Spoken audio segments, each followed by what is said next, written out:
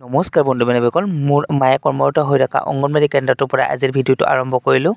মোৰ এক্সাম আছে আৰু মৰ্ণিং টাইমটোত মই ভাবিলোঁ মাৰ অংগনবাড়ী কেন্দ্ৰটোতে যাওঁ আৰু মাকো লৈ আহিলোঁ মই স্কুটিখনতে। মোৰ সৰু স্মৃতিখিনিও ইয়াতে ৰোমন্থন কৰিলোঁ। মাৰ লগত ময়ো সৰুতে এনেকৈ অংগনবাড়ী কেন্দ্ৰত আহিছিলোঁ আৰু তাতে পঢ়িছিলোঁ মাৰ লগত সৰুৰ পৰা। আৰু এয়া অংগনবাড়ী ছুটি হ'ল এতিয়া আৰু মাক ঘৰলৈ লৈ যাওঁ।